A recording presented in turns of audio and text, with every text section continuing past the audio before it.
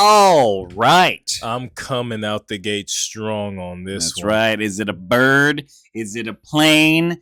It's a BBS Quickie episode on Tuesday. That caught me off guard. Good. All right. This is BBS Quickie. We talking about something I'm very passionate about. And if you thought feet, you're wrong. Well, I mean, technically. There's still time. I mean, technically, you're right, but we ain't talking about that today. Hush, be quiet. We talking about the 2025.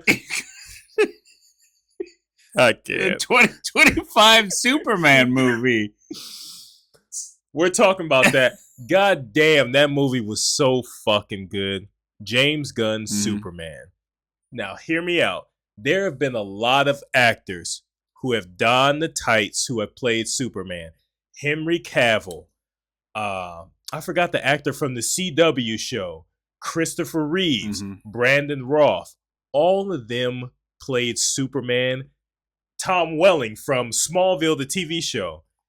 The great thing about each of the people who played Superman is that each one brought a uniqueness. They brought a sense of hope, heroism. They didn't.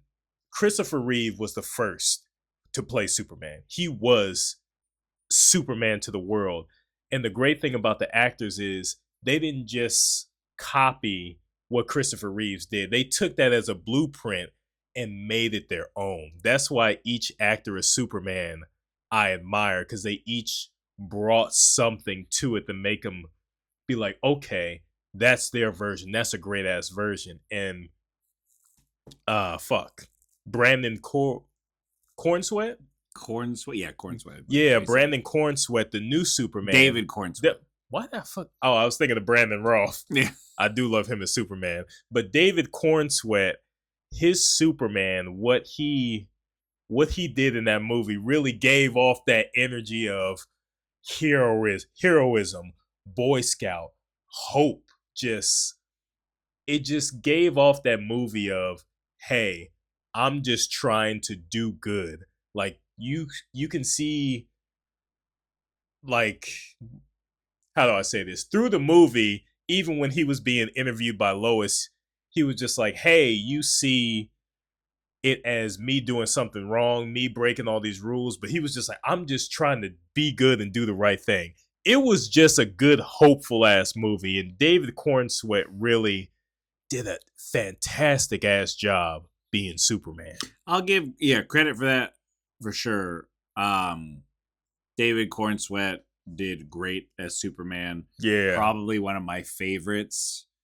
Out of all the actors that have done Superman. Christopher Reeves, of course, he's like one of the originals. Yeah, for he's sure. Papa Soups, yeah. But I really liked David Cornsweet. I liked the way that his Superman came across. Like you said, like even the way he talked, like golly gee, like yeah, you know, like it just he had like that kind of like that boyish.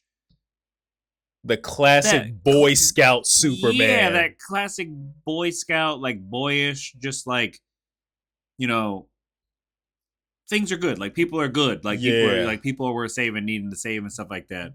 I like that aspect. I like that this movie doesn't tread over the origin story. Oh yeah. I feel like we all know it. It's been done enough. I like that this starts as Superman is already established. Oh yeah, like he's already metahumans, everything. Yeah. We're just right into the story. Yeah, we're just right into the story. I like that we didn't go over the whole origin thing.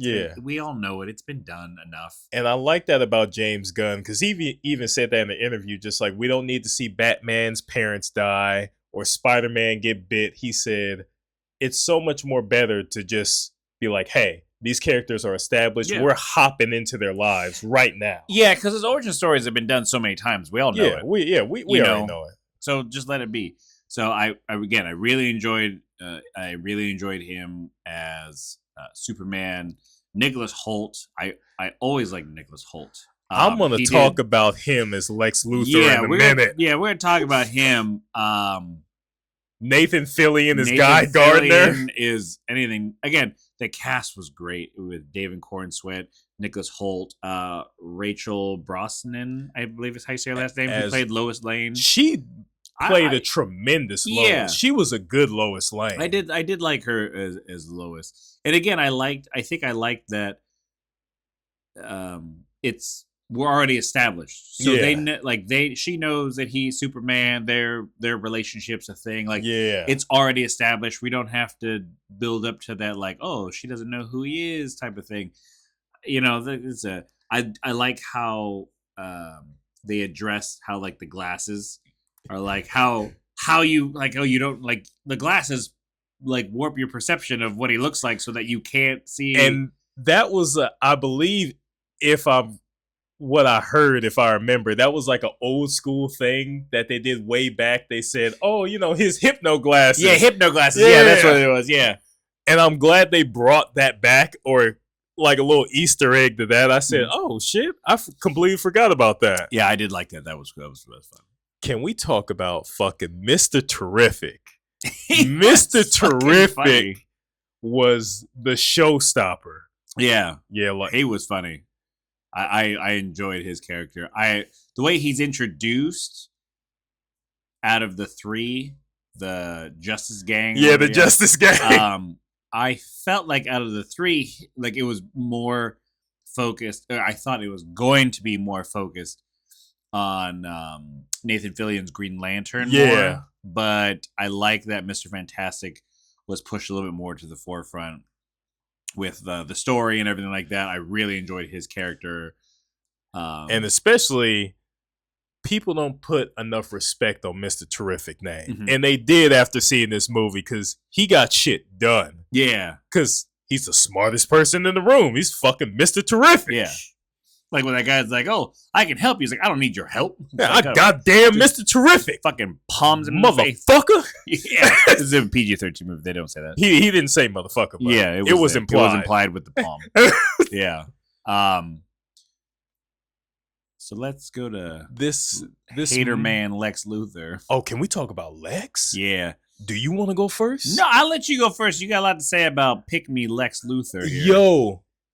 Okay. I thought Kendrick Lamar at the Super Bowl show. Nicholas Hoult.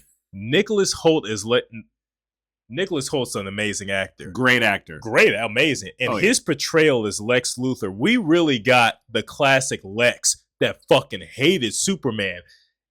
In old world terms, this was a hating ass nigga. I can't say that last one. But he was like, he was the prime hater. Lex Luthor has taught me I'm not hating hard enough in my life. That like when you get to that dialogue towards the end of the movie. Oh yeah, when between Lex and Superman's beautiful speech at the end. If you see the movie and you get to the third act, and when Superman gives that speech, beautiful, that just made me feel good. I was like, damn. But then Lex, before that, opened his mouth, and you're like, that is racism. I was like, that level of hate, like the motherfucker came to tears with hate. I was like, tears with hate. Oh boy, you know how mad you gotta be to be looking at a motherfucker and you just start crying because you hate him. So just coming to, not crying, just coming to tears, not sobbing and weeping, just convulsing on the ground, but just to stand there and just have fluid leak from your eyeballs because you're so full of hate. He was a prime time hater. Oh my God. There's regular hate and there's Lex hate. I gotta say, I don't know who's the biggest hater, because Lex did all this shit in the movie. I was like, damn, this nigga A1 hate. He's the LeBron James of hating. Oh my God. He's shooting Steph Curry shots of hating. But I will say another hater, Eddie Brock from Spider-Man 3. Oh yeah, he went straight to church. Eddie Brock hated Peter Parker so much, this motherfucker went to church before God and said, Hey, God, I know we haven't talked in a while. He said, I need you to kill Peter Parker. He said, fuck that bitch. And that's before he got the venom on him. He was just being him. I said, I said, how motherfucking bad do you gotta be to go to church and ask God to kill somebody you don't like? That's a deep level. That you hating. See, that's a level of hate I can't get to. That's not okay. Yeah, you gotta get some therapy or something. You need to go have some meetings. But Lex was up there. Yeah, he was up there. He was. I don't know. The level of hate that they both have is. Oh, jeez. I said, God damn. Lex said in the movie, he said, who are your parents? All right, I'll find them. I'll kill them too. I said, gee, slow. What the fuck? Yeah, I was like, nigga, slow down. When he killed, still can't say the word. When he killed that one guy, he was playing Russian roulette. Spoiler alert. Yeah. I'm not gonna say who was. Yeah. But like the second pull, he's like, oops. He's like, oh, didn't think that would happen so fast. He goes, all right, I guess I'll go get another person that you had contact with, and I'll get them. And it's like, I said, jeez. I was in the theater like, he really just killed him. I was like, this motherfucker. Yeah. Lock this motherfucker He up. was like, it was like if you're in the background, like anyone you had a conversation with, anybody you took a photo with, even if you were in the background of someone else's photo as you were walking by unrelated, too. They're dying. Lex was, every time he looked at Superman, he said, I'm gonna kill somebody you love. Fuck you. I was just like, I couldn't with his hate. It was a whole new level. Like I was like, good Lord. Hats off to Nicholas Hoult for portraying that level of hate. Yep. That was it was believable. Yeah, I was like, oh. But I hope it's just acting. But other than Lex Luthor's hate, it was an amazing movie. It was. Besides what we just talked about, it was a movie that made you feel good, made you want to be a better person. Yeah. Yeah. Or hate more. It was a good movie. Yeah, it made you either want to be a better person or hate more and hate harder. Yeah. Go check it out. It's currently in theaters right now. Oh yeah. It's worth the watch. I think James Gunn did a great job. Oh yeah. I think this is going to be the start of some big things for the DC his DC universe he's got going on. Go check it out. It's a really good watch. It was really better than I thought it was going to be. I walked in thinking it was going to be decent, but it was actually a solid movie start to finish. I agree. For me, a lot of the Superman content, movies, TV shows, stuff like that, for the most part, have been pretty mid. Yeah, they've been okay. To be like the whole Man of Steel. Like I fucking love Henry Man of Cavill Steel as Superman. I liked him, but they were just okay. Oh, I love Christopher Man Reeves. of Steel. Like I understand, like he's iconic, and I've seen a lot of those and stuff like that. And they're of their time. They're okay. Yeah, they're just okay. Like that's just kind of the vibe I've gotten from most of the Superman stuff out there. Like what was it, Lois and Clark? Yeah, that was the show. The one with Dean Cain, I think, was Superman. Oh yeah, that from like the 90s or some shit. Yeah, yeah. Like I remember growing up on that, and I was like, it's fine, whatever. But this one, Smallville was solid. Smallville. But this is Brightburn. This is where it's at. Yeah, this was good. Go check us out. It's in theaters. Go enjoy it. It's a lot of fun. Go watch. Take the family. Go watch Superman. It's a good movie. I highly recommend it. You're gonna feel after you watch Superman, you're gonna feel better. You're gonna be like, damn, I feel like being a better person. I want to be a better person.